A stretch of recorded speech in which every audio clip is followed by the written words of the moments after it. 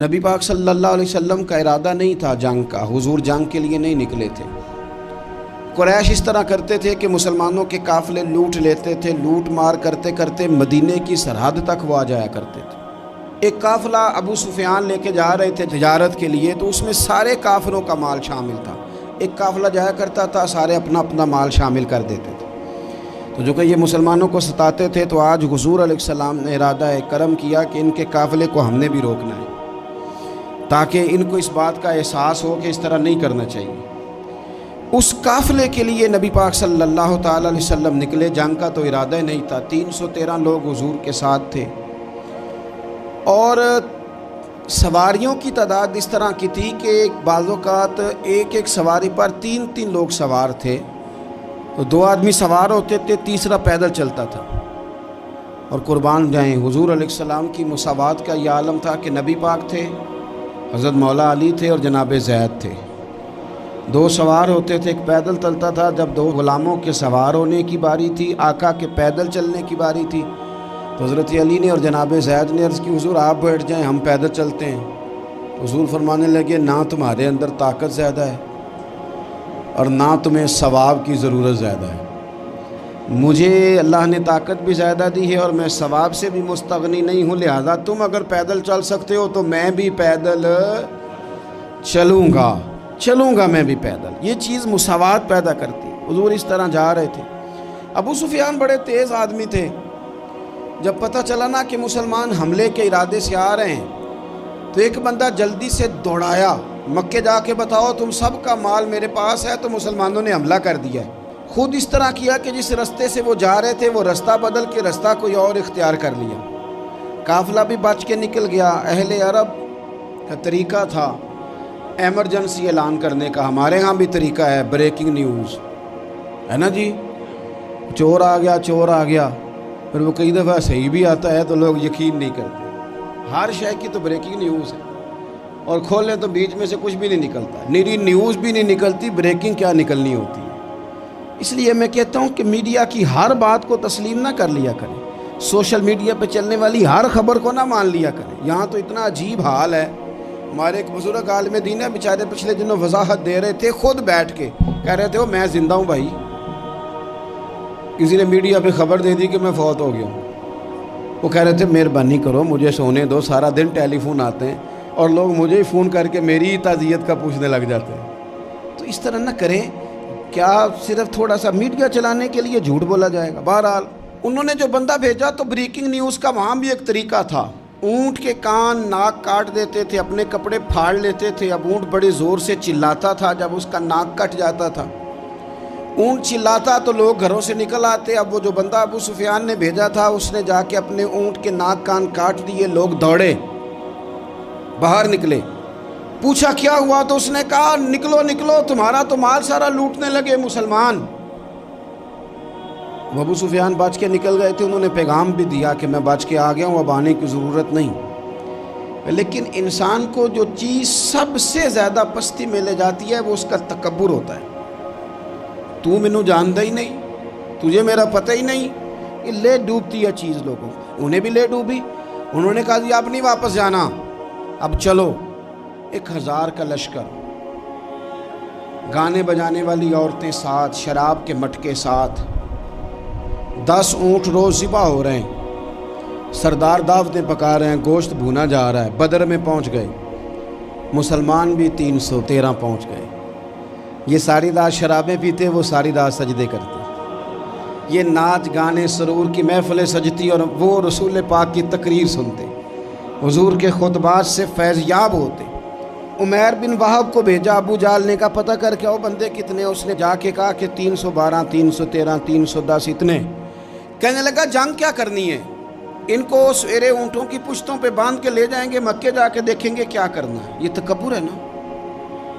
تو عمیر بن وہب کہنے لگا ہیں 312 ہیں 313، میرے اندازے میں 310، لیکن ایک کا بھی واپس جانے کا ارادہ کوئی نہیں۔ میں نے جس کو بھی دیکھا ہے شہادت کی دعا مانگتے دیکھا ہے، ارادہ بڑا پکا لے کے آئے، شہادت ہے مطلوب و مقصود مومن، نہ مال غنیمت نہ کشور کشائی۔ نبی پاک صلی اللہ علیہ وسلم نے جب دیکھا نا کہ وہ تو جنگ کے لیے آن پہنچے ہیں اور ارادہ تو قافلے کا تھا، تو حضور نے صحابہ سے مشورہ کیا۔ نبی پاک علیہ الصلوۃ والسلام نے ہمیں بتایا ہے کہ چیزیں مسلط نہ کرو، ہم نہ اپنا مسلط کرتے ہیں۔ یعنی تراویح پڑھنے والا بندہ دوسروں کو بڑا گھورتا ہے کہ تو کیوں نہیں پڑھتا، بھئی تو پڑھ رہا ہے نا تو اللہ سے دعا کر یہ بھی پڑھے، لیکن اپنا مسلط نہ کر، دعوت دے، تبلیغ کر۔ نفل پڑھنے والا سب کو گناہ گار ہی سمجھنے لگ جاتا ہے، عصر کی پہلی 4 سنتے تو کیوں نہیں پڑھتا، تو کیوں؟ بھئی آپ مسلط کریں گے، آپ رائے دیں اور رائے دے کے سائڈ پہ ہونا، مسلط کرنے کی تو اجازت نہیں۔ حضور کا تو حکم چل سکتا ہے نا، چلتا ہے نا، لیکن حضور نے بھی صحابہ سے پوچھا بھئی وہ تو لڑنے آ گئے ہیں، اب کیا کرنا ہے؟ تو حضرت صدیق اکبر کہنے لگے حضور کرنا وہ ہے جو آپ نے فرمانا ہے۔ حضرت عمر کہنے لگے حضور تلواروں کو تو زنگ لگ گیا ہے، اور جناب علی شیر خدا مرتضیٰ مشکل کشا غل عطا مولا کائنات فرمانے لگے حضور علی اور تلوار یہ تو رشتہ ہی بڑا پرانا ہے، تیاری کریں۔ حضور کا خیال تھا کہ انصار بھی تو بولے نا، یہ تو سب مہاجرین بول رہے ہیں۔ انصار کو جب سمجھ آئی نا کہ اشارہ ہماری طرف ہے تو حضرت سعد بن عبادہ اٹھے، کہنے لگے حضور آپ کا اشارہ ہماری جانب ہے؟ فرمایا ہاں۔ کہا یا رسول اللہ صلی اللہ علیہ وسلم خشکی پہ بھی لڑیں گے اور دریا میں بھی لڑیں گے، حضور انسانوں سے بھی لڑیں گے اور آپ حکم دیں گے تو جنوں سے بھی لڑیں گے۔ وہ بیٹھے تو حضرت مقداد اٹھے اور کمال کر دی، کہنے لگے یا رسول اللہ آپ ہم سے ارادہ پوچھ رہے ہیں؟ ہم کوئی حضرت موسیٰ کی قوم ہے جو اپنے نبی سے کہہ دیں گے آپ لڑیں اور آپ کا خدا لڑے؟ سونیا ہم آپ کے ساتھ لڑیں گے اور آپ کے قدموں پہ جانیں بھی قربان کریں گے۔ نبی کا حکم ہو تو کود جائیں ہم سمندر میں اور جہاں کو محو کر دیں نعرہ اللہ اکبر میں۔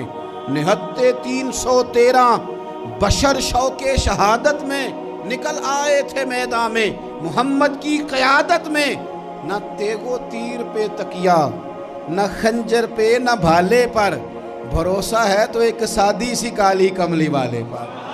نبی پاک صلی اللہ تعالیٰ علیہ وسلم نے جذبات سنے تو فرمایا چلو نہ چلیں، پر چھوٹے چھوٹے بچے واپس کر دو۔ ایک چھوٹے بچے تھے عمیر بن ابی وقاص، حضرت سعد بن ابی وقاص کے پائی، زمین پہ لیٹ کے رونے لگے، سونے میں نے بھی جانا ہے۔ کمپیوٹر کے لیے نہیں رو رہے، موبائل کے لیے نہیں رو رہے، نئی سائیکل کے لیے نہیں، شہادت کے لیے۔ حضور میں لڑوں گا، اب مجھے لے کے تو چلیں، یا رسول اللہ میں طاقتور نکلوں گا، لے کے تو چلیں۔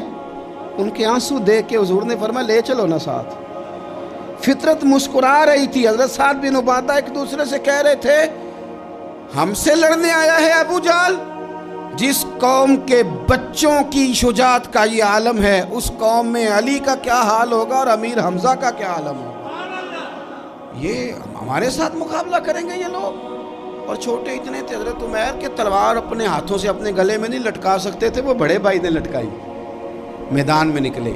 حضور علیہ الصلوۃ والسلام نے تقریر کی، فرمایا تمہیں پتہ ہے تم کس جنت کی جانب جا رہے ہو؟ وہ جنت ہے جس کی چوڑائی زمین آسمان کے برابر ہے۔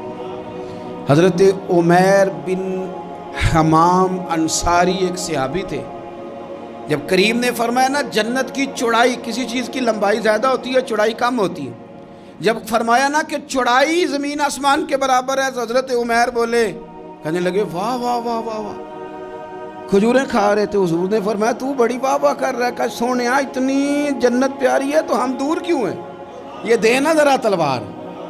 جلدی سے میدان میں نکلے، اللہ نے انہیں شہادت عطا فرمائی۔ رات ساری وہ مست رہے شراب کے نشے میں، اور حضور ساری رات مصلی پہ رہے، ساری رات دعائیں مانگی۔ پتہ کیا کہا؟ اے اللہ یہ میری کل کمائی تھی 313 جو میں لے کے آ گیا ہوں، اگر یہ ہلاک ہو گئے تو قیامت تک کون تیری عبادت کرے گا، ان کی مدد فرما۔ اور ایک رات پہلے صفیں بھی سیدھی کرائیں، بلکہ صفیں سیدھی کراتے حضرت سواد کے پیٹ پہ چھڑی لگ گئی تو انہوں نے کہا حضور بدلا دیں۔ حضور نے کپڑا ہٹایا تو انہوں نے وجود چومنا شروع کر دیا۔ حضور نے ہمیں سبق دیا کہ صفیں بھی سیدھی کرانی ہے اور دعائیں بھی کرانی ہیں، صف بھی سیدھی ہو مصلی بھی آباد، دونوں کام کرنے، اور پھر توکل ہو، پھر تمہارا دل جمے کہ انشاءاللہ فتح اللہ مسلمانوں کو دے گا. رونے نہ رویا کرو, معیشت کے, معاشرت کے, غریبی کے, تنگ دستی کے, فقیری کے رونے نہ رو. اللہ کی مدد کو آواز دو. ہم نے وہ لوگ بھی دیکھے ہیں بیچارے جو نہ اسلامی معیشت پہ بات کرتے ہیں, نہ معاشرت پہ, نہ اخلاقیات پہ, اور جب بھی بات کریں گے کہیں گے حضور کو تو علم ہی کوئی نہیں تھا, قاری کچھ نہیں سکتے تھے, مجبور محض تھے معاذ اللہ. یہ تقریریں کریں گے. یہ مسلم شریف کی حدیث ہے, کوئی اختلاف والی بات نہیں, پر بعض اوقات نا دل کو تکلیف ہوتی ہے کہ یار اس طرح کی باتیں کیوں کرتے ہو. یہ مسلم ہے. حضرت انس بن مالک فرماتے ہیں ایک رات پہلے حضور نے چھڑی پکڑی اور میدان بدر میں جا کے فرمایا, لکیر کھینچ کے فرمایا یہاں ابو جہل مرے گا, یہاں عتبہ مرے گا, یہاں شیبہ, یہاں ولید مرے گا. حضور نے لکیریں کھینچی. فرماتے ہیں باقی لوگ جنگ لڑ رہے تھے اور میں چپ کے لکیریں بھی دیکھ رہا تھا کہ حضور نے لگائی تھی. فرماتے ہیں اللہ کی عزت